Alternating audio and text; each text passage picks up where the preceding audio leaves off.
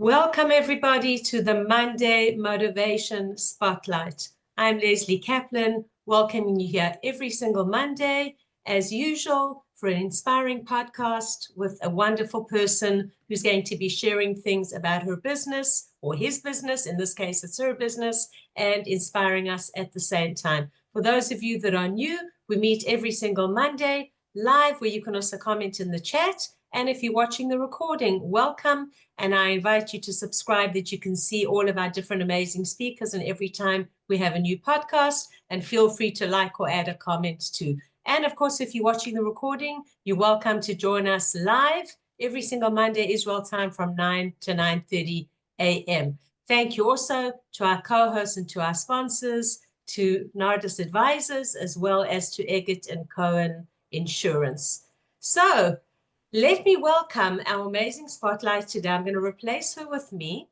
Welcome to Rena Shoshana Forester, who is literally a breath of fresh air. You just feel it when you see her and when you hear what she does. I certainly see it and feel it when I see her on the social media. And I'm so happy to be inviting her here as part of our weekly podcast to share with us what she does and to give her exposure. So who is Rena Shoshana Forester?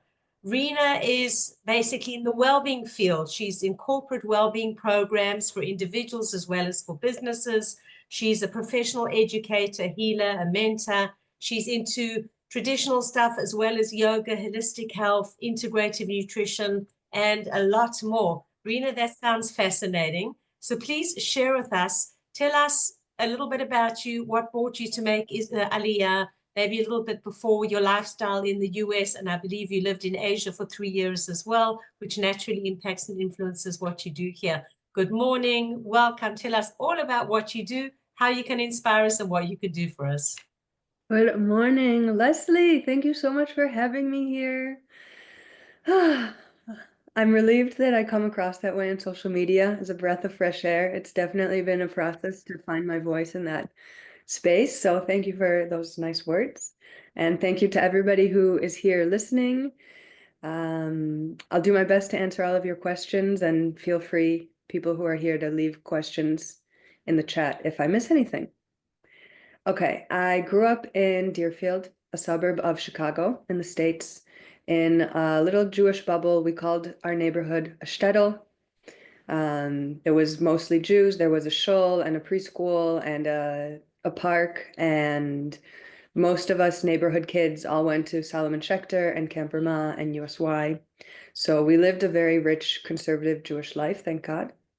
And when it came time to go to college, I wanted to get out of this Jewish bubble and explore whatever else America had to offer. And I went to Indiana University, which is like a Big Ten typical American college, but they had a strong Jewish presence there too. And I studied education. I have 2 degrees in education, one in elementary ed and one in special ed. And when I graduated in 2010, I felt really called to travel abroad because I wasn't able to during my time studying. And one of my roommates had a sister who had returned from teaching in South Korea when we lived together. So I learned that it's really a goldmine to teach English in South Korea, and a good opportunity to use my degrees and do the work that I want to do, and then get to experience and learn about a new culture. So 6 months after I graduated, I went to South Korea. And towards the end of college, before I made that decision, and I was in a state of really feeling unsure of what I wanted to do, where I wanted to work. And that was when I first started experiencing depression and anxiety and working with a professional. And when I got to South Korea, all of those symptoms just like immediately went away. So I felt really validated that I had made the right decision. And in the transition of preparing to move there, my dad had started meditating using the Headspace app a few years before. And he said, "Why don't you start using Headspace? I think it could help you with the transition." And I said, "No, Dad, meditation's for weirdos." And I got to South Korea. And again, I felt like validated that I had made the right decision. And after, I don't know, a couple weeks or months, I don't remember now, I started to have like similar thoughts come up, and just realized that if I don't like being like, I understood that when when I would leave Korea, I would be the only person guaranteed to come with myself, and that I would be the only person I would be ever guaranteed to see again. And that if I didn't like being around myself, then like the rest of my life was gonna be really hard. So I reached back out to my dad and I said, "What's this meditation thing?" I'd seen at that point how it was positively impacting him with mental chatter going on in his mind. And I started meditating using Headspace while living in South Korea. And I also was a competitive swimmer in childhood. And so when I got to South Korea, I found a pool and started swimming regularly.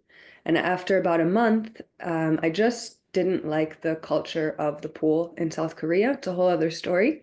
And I decided to not renew my membership. And a friend said, "Come to yoga. You need some kind of exercise. It's $5." And I went to a yoga class, and it was right around that time that I had started meditating. And so I just intuitively understood that there was some kind of a connection there between the meditation and the yoga that I was practicing, and was really fortunate and frankly really privileged that I was living in South Korea, and I spent my weekends hiking through the mountains and stumbling upon Buddhist temples, some that were no longer active and some that were. And some of the ones that were offered free English tours and even opportunities, they call them temple stay, to spend a weekend living the life of a monk. So I started to learn about Buddhism that way and understood the philosophy essentially. I mean, it's a little different: Buddhism, Hinduism, yoga, meditation. It's not necessarily all the same, but there's a lot that's similar and a lot of crossover, and the philosophy it's very similar.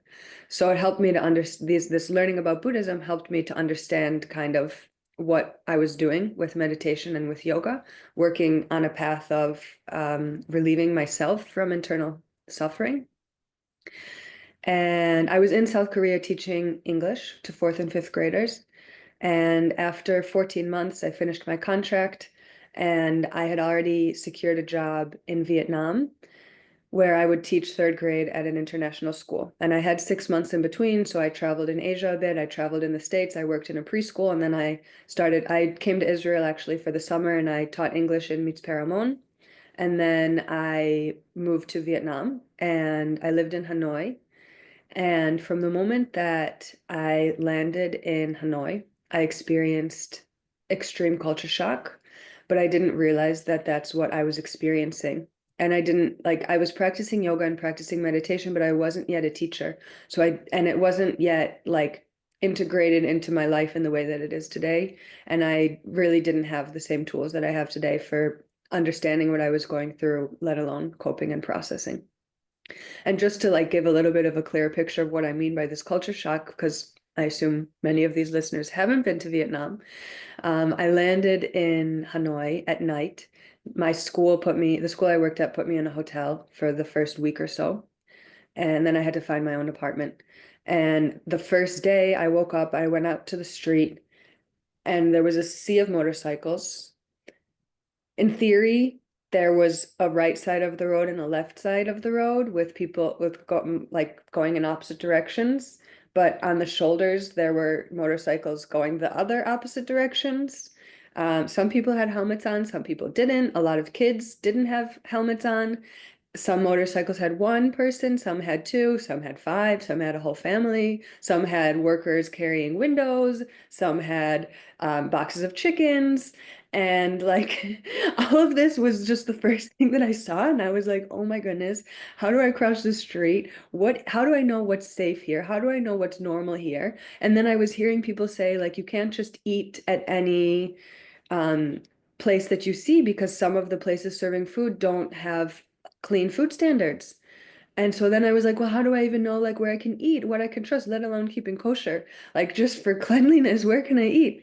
And so that was just yeah, India is a lot like that too, Mayor. I see you say that.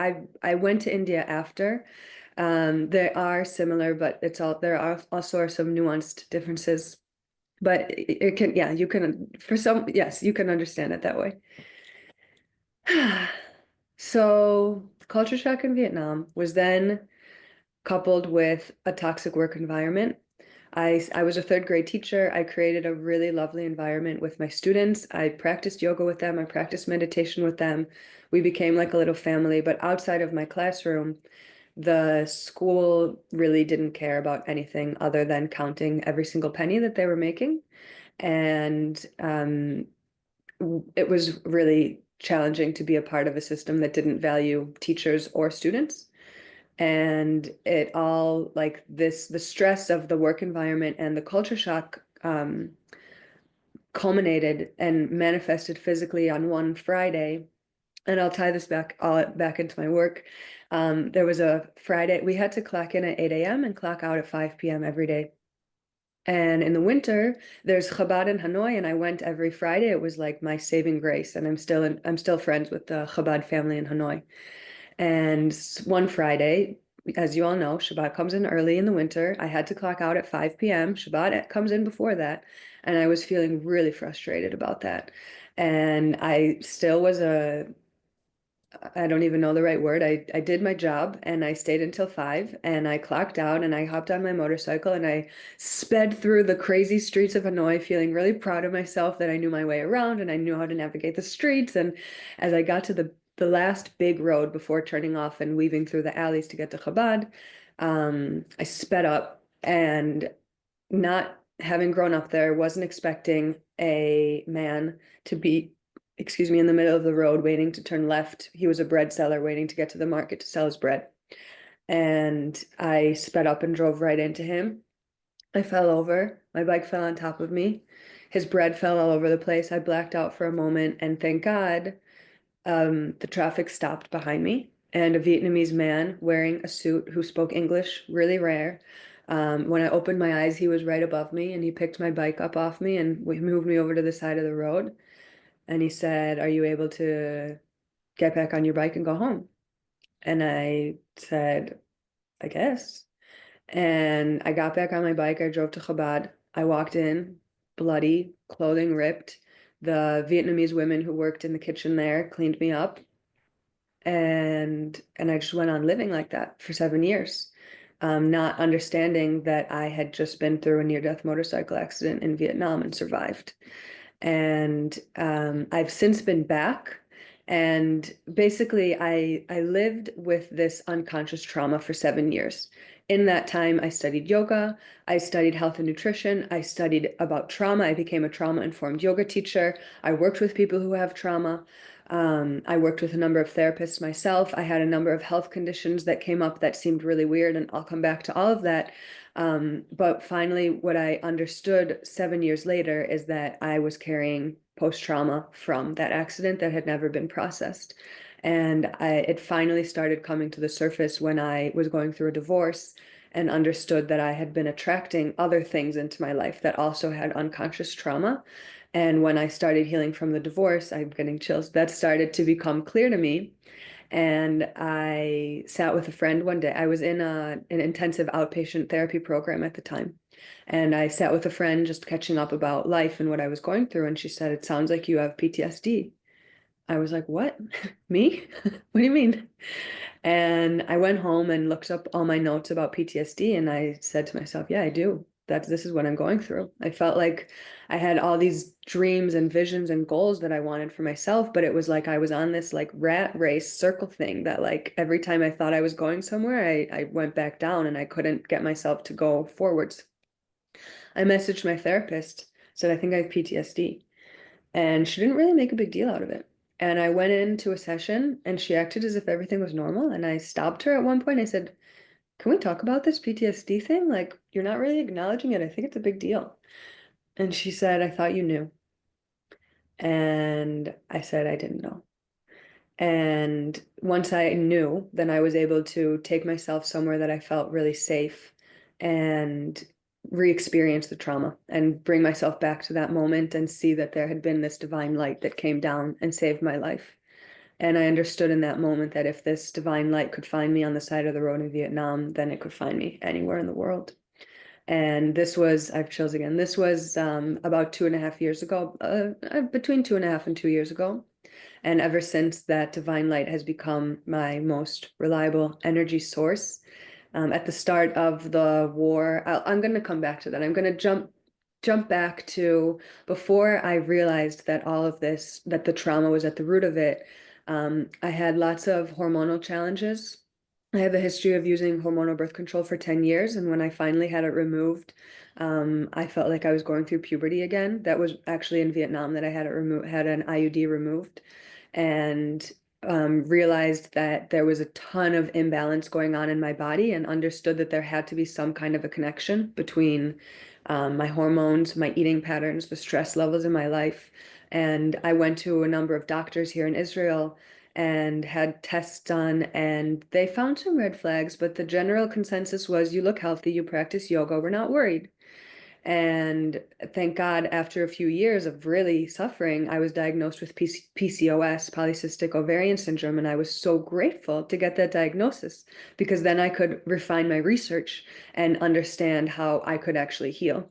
And that was what led me to study integrative nutrition and health, because I wanted to understand first and foremost for myself what I could do to heal myself. And at that point, I was already a practicing yoga teacher, and I had studied yoga. I missed this whole part where after Vietnam, I went to India and I studied, and that changed my whole life. And I became a yoga teacher. And so then I made Aliyah and I was teaching yoga. And what I understood as being a yoga teacher was people after class would come up to me and start opening up to me about like their deepest, darkest secrets. And I was really touched, but I also was excited to study integrative nutrition and health as a coach, so that then I would gain tools to actually be able to work with these people who are opening up to me and seeking advice. And I mean, I actually rarely give advice in the work I do as an integrative nutrition health coach, but that's a different story. There's so much to say, and I have like 5 more minutes. No, you actually have more than 5 minutes. I have, You have more than 5 minutes. We go through till 9:30. okay, thank you. I have 10 minutes. So, all right. Tell us People, what brought you to make Aliyah. I'm not sure if that's the next stage in your journey or if there's more to tell before. yeah, so I made Aliyah, and then Aliyah, and then I'll go back to Vietnam. I made Aliyah, as I said, I grew up in this conservative Jewish community, and so we always had Israelis who were a part of the community in many capacities. And when I lived in, I'd been to Israel a few times. When I lived in South Korea, I asked myself, why am I in South Korea? Why didn't I just go to Israel, where like I already feel connected there, I speak the language, and I understood that I needed to learn about other cultures. And but I started, there was something going on there's always something going on in the news. I don't remember what it was then.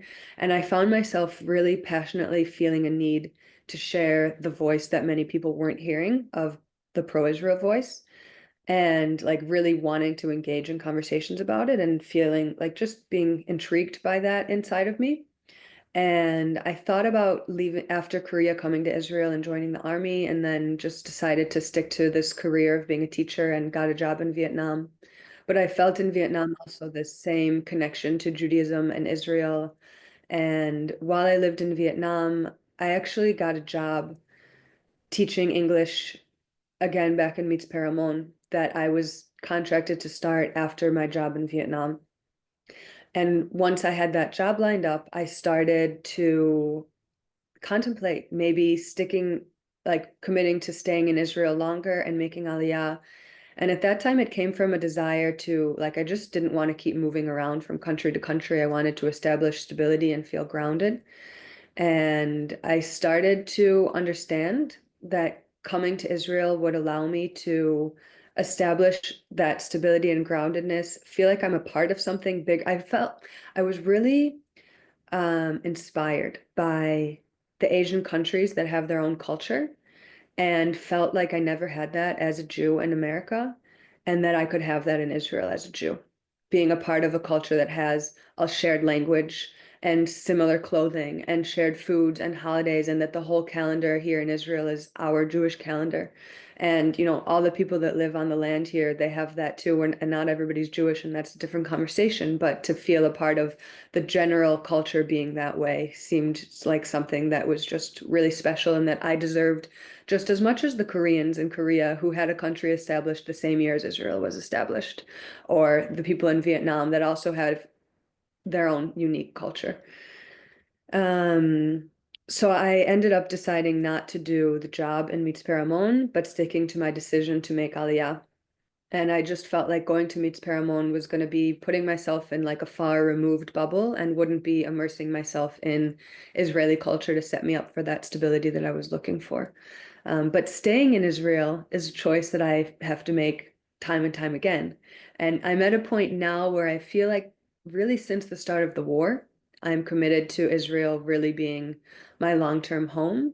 And this is where we tie it back to Vietnam, that at the start of the war, long story short, I ended up leaving Israel 5 days after the war broke out, and I went back to Vietnam. And at this point, I had done a lot of healing work on myself, and I understood that I had this PTSD from the motorcycle accident in Vietnam. And I felt like God was giving me an opportunity to close out my own trauma cycle and go back. And so you all know they've now put dividers in the road. There's now traffic lights in the road in the same place I had this accident. And while I was there, there was after a couple of days, a moment of feeling intense frustration of like, what the heck am I doing here? I thought I was setting myself up for this dream life with the career of my dreams, with a beautiful husband, with a life in Israel, and now I'm divorced. I have no job. I have no income. And the country that I call home is at war, and I'm in Vietnam. And and I asked myself, what's the path of least resistance to get back to feeling like I have a direction and a path forwards and stability and groundedness. And so I understood that I needed to get back to Israel because this is where my routines are.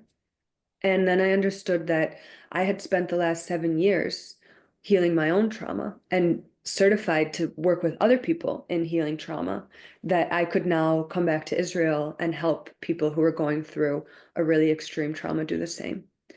And I was teaching a few yoga classes online to people back in the States, Jewish people who said they really wanted to help people in Israel, and they felt like financially was the only way that they could. And I had this idea, and I thought, okay, maybe I can come back to Israel and teach yoga classes to people who are like suffering from acute trauma from the war and raise funds from people in the States so that it's like a win-win for everybody.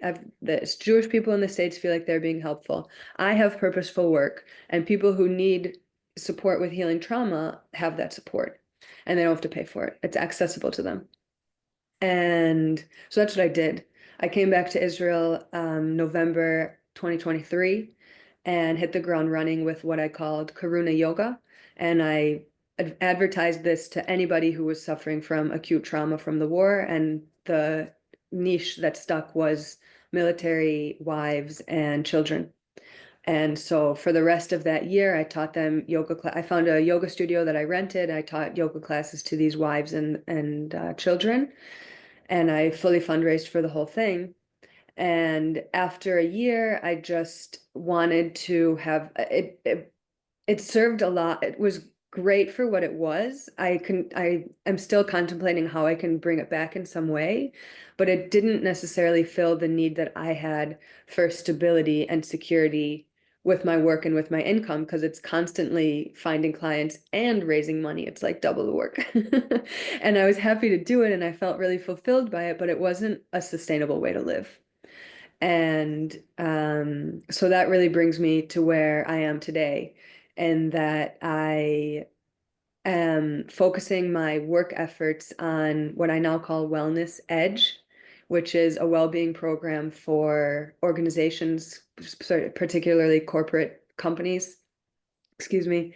And it took me, like, I had to go through my own process of understanding that these people who work in companies need these services no less than, and oftentimes in Israel, the people who work in these companies are similar clientele to the people that I was working with just outside of the realm of their work. And that these companies also have really big impact and a really high ability to reach a lot of people and I would love to have some component of the work be like they can also be donating to have a way for me to teach yoga to wives and children. Um, it's still taking shape. Right now, I'm focusing on the package that's for the companies themselves, or for individuals. And the Wellness Edge program has three different offerings. One is exclusively for the C-suite.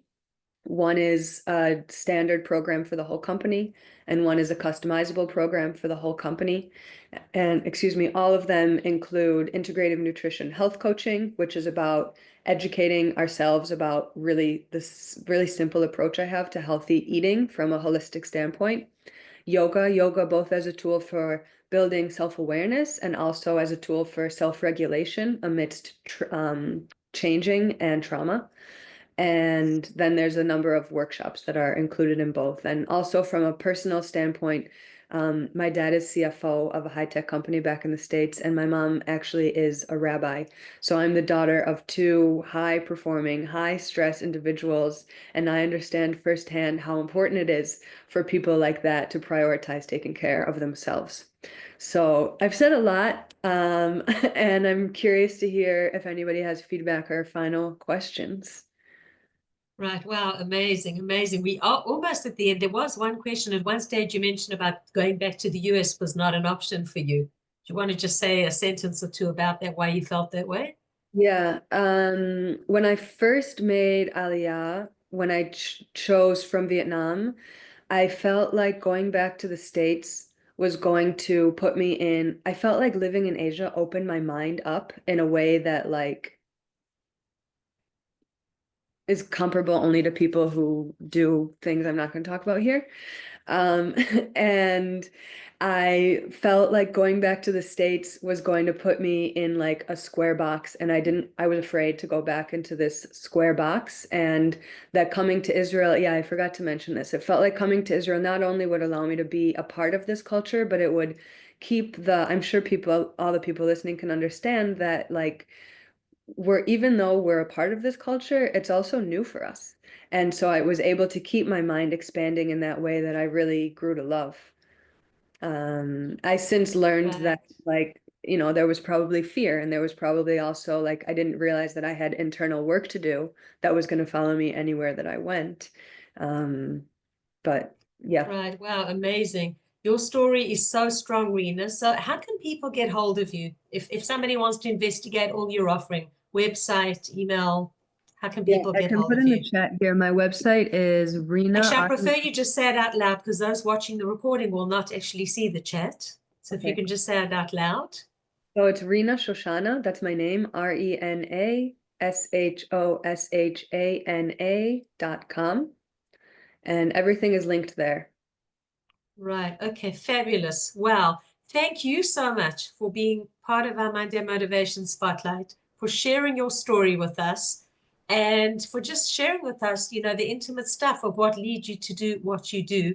And that's really the special thing, is that we all have professions and we all do different things. But when your story is as powerful as what Rena Shoshana's is, which gives her the passion to do what she's actually doing, knowing that it helped her so much and also helping so many other people, that's when you can see major success. So, Rena Shoshana Forester, thank you so much for being our spotlight today and for sharing with us. Thank you to everyone for joining us, whether you're joining live or whether you're listening to the recording.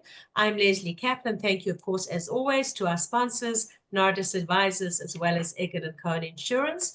And as I said before, I invite you to look at my channel, whether it's YouTube or Spotify, to view the other amazing speakers that we've had. Like, subscribe, share it with other people. Of course, if you know anyone that's suitable as a spotlight and a speaker, we do have people booked for the next couple of weeks, but I'm always interested to hear about interesting people, just like we've had today. So thank you once again, Rena. Thank you to you. I'm Israel Chai. May we have a quiet, safe week, and we look forward to seeing you next week on the Monday Motivation Spotlight. Have a great day. Bye-bye.